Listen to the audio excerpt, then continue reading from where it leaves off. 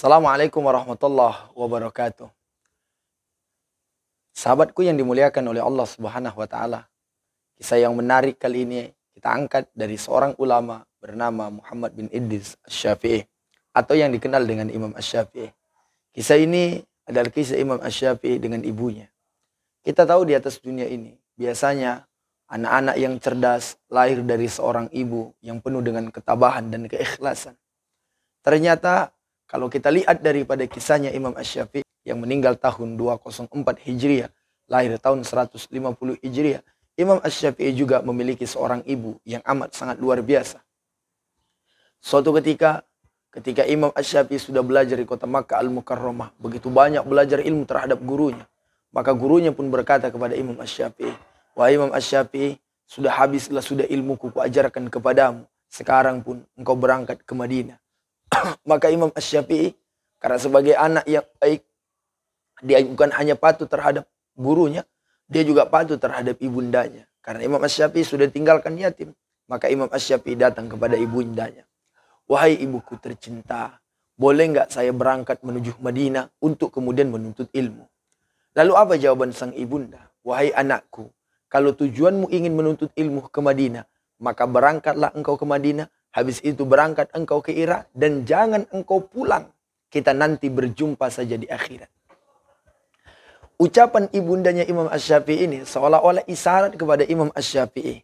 Betapa bahwa beliau mengatakan, "Wahai anakku, kalau demi ilmu yang engkau cari, biarkanlah kita tidak usah lagi berjumpa di dunia ini. Di akhirat saja kita berjumpa dan doakan ibundamu ini."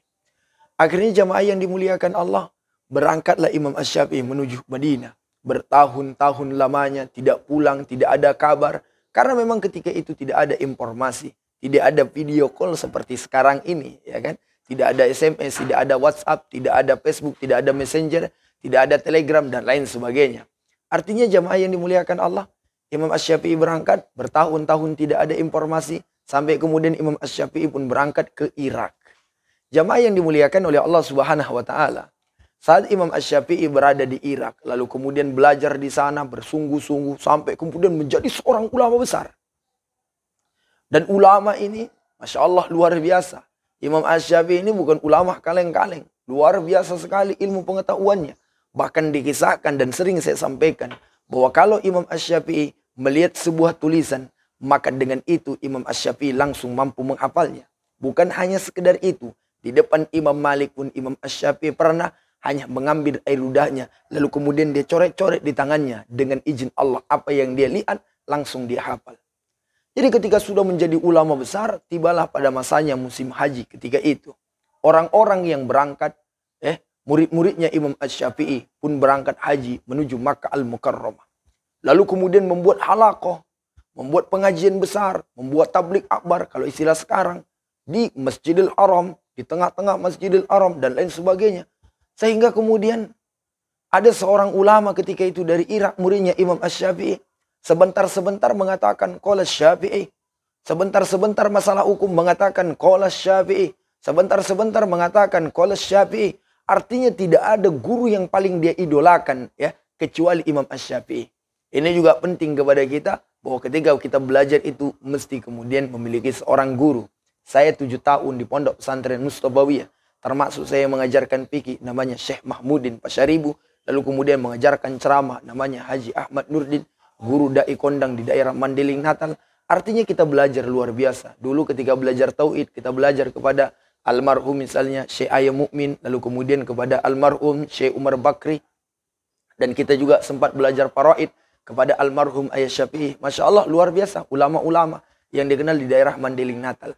Jadi jamaah yang dimuliakan oleh Allah Subhanahu wa taala, Imam Asy-Syafi'i ini setelah kemudian tadi muridnya berangkat ke kota Irak, dari Irak lalu kemudian muridnya berangkat ke kota Makkah, menyampaikan berkata Imam Asy-Syafi'i, berkata Imam Asy-Syafi'i, berkata Imam Asy-Syafi'i, sampai-sampai ibundanya ketika itu juga melaksanakan ibadah haji. Dan ibundanya lihat ada halaqah besar, ikut pengajian, mendengarkan, bentar-bentar menyebut Imam Asy-Syafi'i, maka ibundanya selesai pengajian mendekati sang murid ini, muridnya Imam Asy-Syafi'i.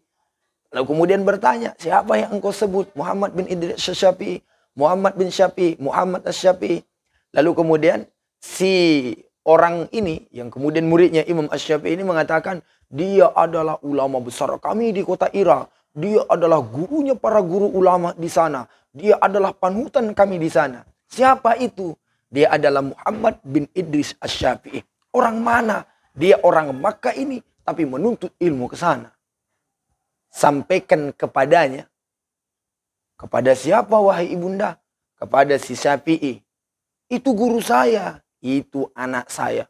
Sang guru yang mengajarkan di Masjidil Haram ini pun kaget. Loh, ternyata ibundanya Mas Syafi'i masih hidup. Iya, saya adalah ibundanya. Sehingga orang-orang ketika itu menghormati ibundanya Imam Asy-Syafi'i. Sebab kenapa? Sang anak adalah ulama besar. Ini juga hikmah kepada kita orang-orang tua. Jadikan anakmu seorang yang alim, insya Allah Allah angkat derajatmu di dunia dan Allah angkat derajatmu di akhirat nanti. Saudaraku yang dimuliakan oleh Allah Subhanahu wa taala, maka sang ibunda pun memesankan kepada Imam Asy-Syafi'i agar kemudian kepada muridnya agar kemudian Imam Asy-Syafi'i pulang. Ini luar biasa ya. Padahal tadi ibundanya ngomong sebelum berangkat, kamu jangan balik dulu kecuali kamu sudah menjadi seorang alim dan besar. Akhirnya pulanglah muridnya ini. Lalu kemudian menyampaikan kepada Imam Asy-Syafi'i, wahai sang guru, saya berjumpa dengan ibumu di kota Makkah dan ibumu menyuruhmu balik. Imam Asy-Syafi'i tersenyum lalu kemudian berkemas-kemas.